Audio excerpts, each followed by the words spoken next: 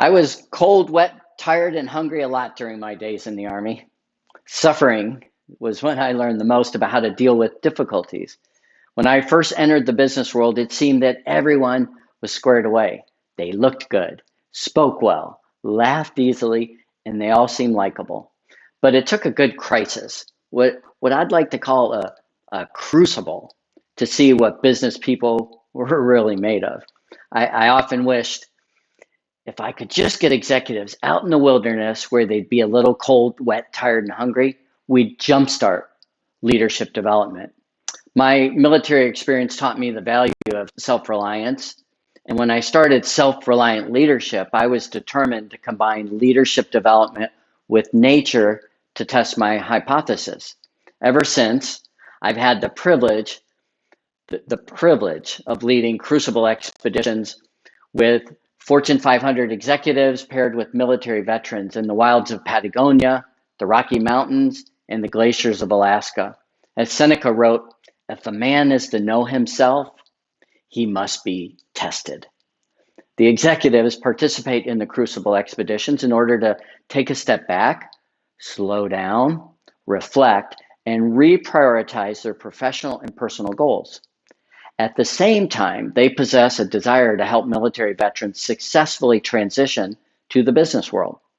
The goal is to foster the exchange of new ideas that map to today's business challenges.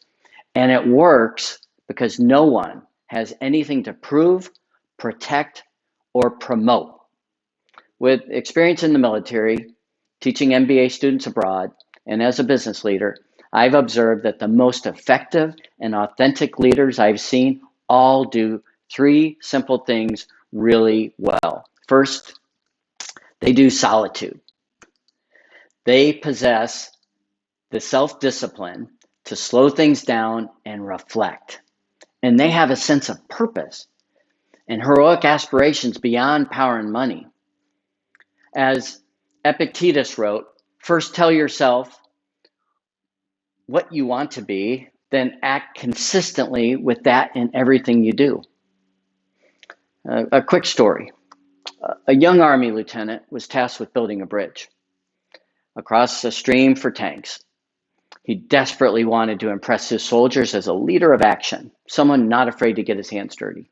He rolled up his sleeves, jumped in with a shovel, and started helping do the hard work. The lieutenant's boss appeared, a colonel. He motioned for the lieutenant to join him as he started walking from the bank of the stream to an overlook on a small hill. With cigar in hand and without saying a word, the colonel motioned for the lieutenant to sit. A few minutes passed and the colonel didn't say a word. Silence made the lieutenant uncomfortable. More time passed in silence, and after almost an hour, the lieutenant noticed he had not selected the best spot to build the bridge. Upon noticing his blunder, the lieutenant said to the colonel, Sir, I think Colonel abruptly interrupted him before he could say another word and said, exactly. And the colonel got up and walked away. Now, you know what happened next, right? The lieutenant was left with the dreaded task of informing the soldiers their work was for naught, and they'd have to move and start all over.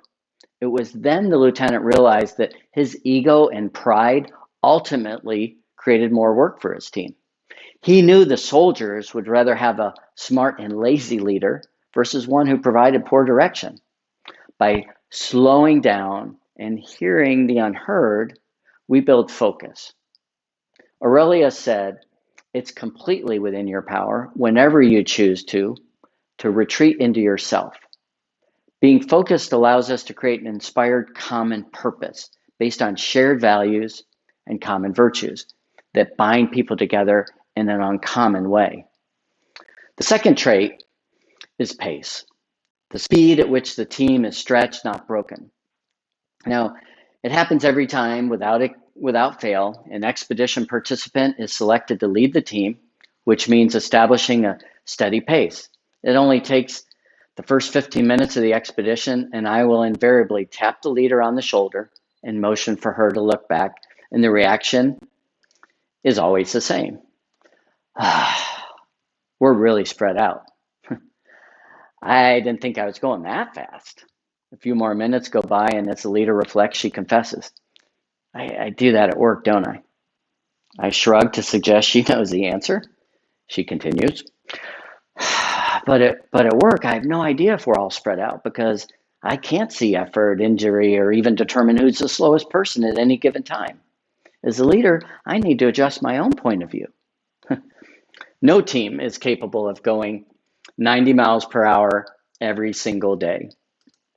Just like ascending a mountain, the leader has to read the team to hear pains unexpressed, fears undisclosed, and complaints not spoken. The leader has to sense when to step on the gas, when to ease up, and when to take a break. As for endurance, sometimes you have to slow down, speed up. The third thing the most effective and authentic leaders have is a high quotient for adversity. 18th century moralist Varnig said, "He who knows how to suffer everything can dare everything." Now, picture the towering sandstones and slack canyons of Utah in the western United States. Blue skies, hot days, cool nights, rugged terrain, jaw-dropping sunrises and sunsets. During an expedition to this area, we had a leader on the team who was a very high-ranking executive with a large multinational corporation. She was more comfortable in high heels than hiking boots, but she was out there fully committed to the experience to hone her leadership edge. It was the second day, and we needed to ascend a steep slope called a spur. And she abruptly stopped our movement and said, "If I fall right here, I will die."